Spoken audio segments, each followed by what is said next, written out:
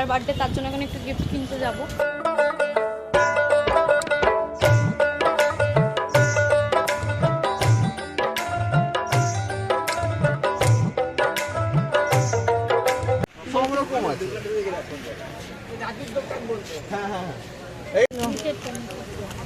এইটা সবুজটা ভালো লাগে ওকে, সুন্দর কালার।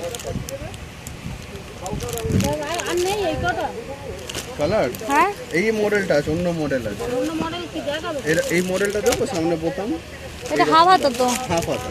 মানে ওই জামারই মানে ওই স্টাইলটাই ওরা এতটা হাতা না, এগুলো এইটা এটা হাফ হাতা। অনেকক্ষণ ধরে দেখার পরে ফাইনালি একটা টি শার্ট পছন্দ হয়েছে আর সেটাই নিয়েছি। কী নিয়েছি সেটা বাড়ি গিয়ে তোমাদেরকে দেখাচ্ছি। তাহলে চলো, এখন রিক্সাতে তো উঠেই গেছি আর খানিকক্ষণের মধ্যে বাড়ি। তো এটা হলো আমাদের কসবা মার্কেট, ঠিক আছে? তো অনেকে বালিগঞ্জ মার্কেটও বলে।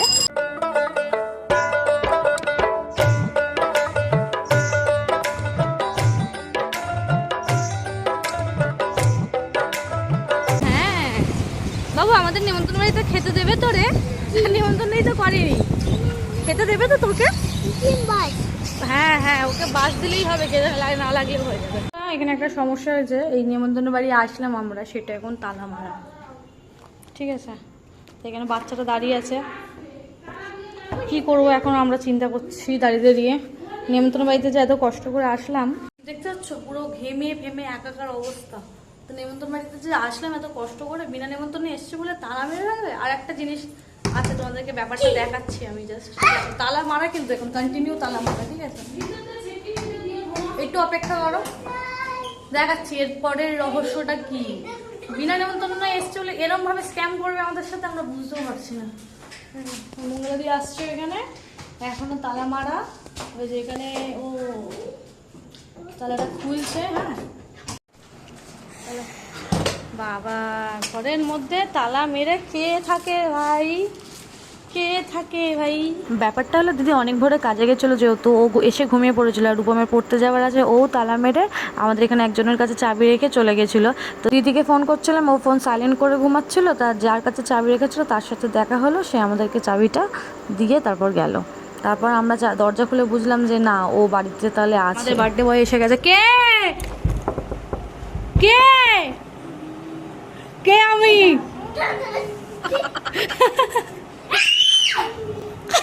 নাটক, এই ডাব, ডাবের জন্মদিন আজকে। Happy happy birthday to you. নিমন্ত্রণ করলি না ডাব আমাদের? কোনো নিমন্ত্রণে ছাড়া আসলাম। যার জন্মদিন সে আমাকে কাজ করাচ্ছে, এখানে বেলুন ফেলুন ফোলাচ্ছে, আমার ছেলেকে দিয়ে এইসব ছাড়াচ্ছে, মানে যা না তাই করে বেড়াচ্ছে। পুষ্পরাজ বেলুন ফাটা থেকে আমার ঠোঁটে একদম ঠোঁটই ফুলে গেল। ফাইনালি এখন এখানে ডেকোরেশন হবে, বার্থডে ডেকোরেশন, ধামাকাদার বার্থডে ডেকোরেশন করব। কারণ আমি ডেকোরেশন ভালো করি, এইসব কাজ বাজ। আমি একটু আর্টের স্টুডেন্ট ছিলাম তো। এই বেলুনটা চলে যাচ্ছে কোনতে? তো যাই হোক, ডেকোরেশনটা করে নিই, করে নিয়ে তোমাদের সাথে দেখা হচ্ছে।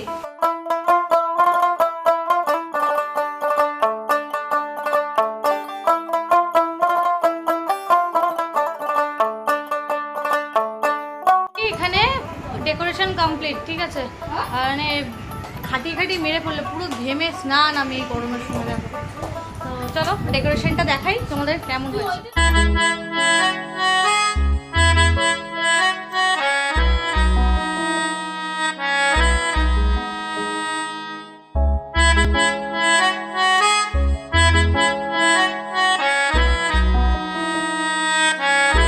বার্থডের কেকটা পরে খুলে দেখাচ্ছি, বেশ ভালো। ও তো ক্রিকেট শিখতে যায়, তো সেই যে থিমের ওপরই দেখো বার্থডে পার্টির সব কিছু আয়োজন নিয়ে আসলো দিদিভাই।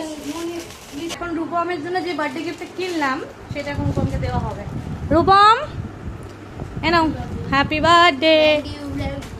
তোর পছন্দ হয়েছে কিনা আমাকে খুলে বল, আর আমার দর্শককেও দেখিয়ে দে কি জিনিসটা তোকে দিলাম। ও ভালো, এটা আমার পছন্দ হয়েছে। পর দেখি এবার কেমন লাগে। গাইস, আমি রূপালী এখন রেডি হয়ে গেছি আর আমাদের বার্থডে বয়ও রেডি হয়ে গেছে। বার্থডে বয়ের ভাইও এখন ব্লগ করবে, তার জন্য ট্রাইপডটা রেডি করে নিচ্ছে। Happy to you.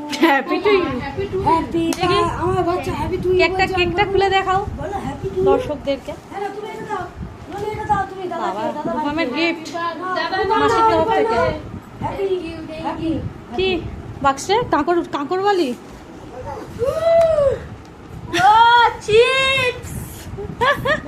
দেখি পুরো ভর্তি নাকি নিচে খালি রে?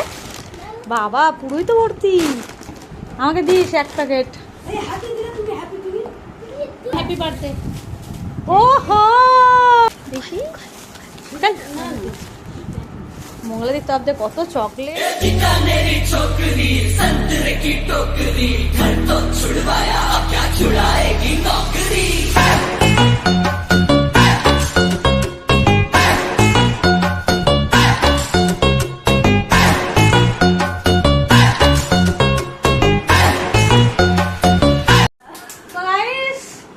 আমরা একেবারে রেডি করি, কাটা হবে রুপমের কেক। রুপম পার্টি কেমন লাগলো আপনার? তো চলো কেক এখন কাটা যাক, কেকের মুহূর্ত তো দেখানো যাক।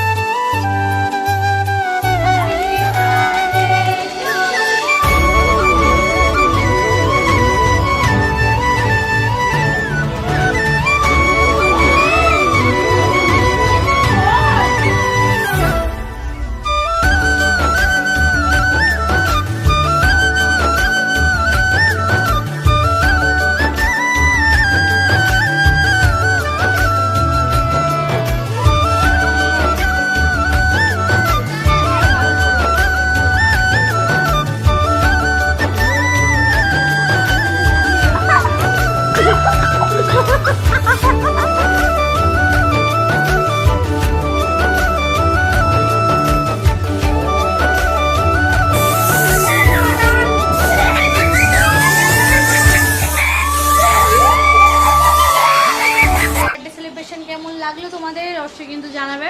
আর আমি বড় ক্রিকেটার কেক নিয়ে এসেছি। ভালো লাগেনি তোর? তাই বল। আলাম ভালো লাগেনি বলে হয়তো বলছিস হয়তো। এখন রাতের ডিনার হবে বিরিয়ানি আর ওই যে কোল্ড ড্রিঙ্কস দেখা হবে তোমাদের। ব্লগটা এত দূরই, দেখা হবে তোমাদের সাথে নেক্সট ব্লগে। বাই।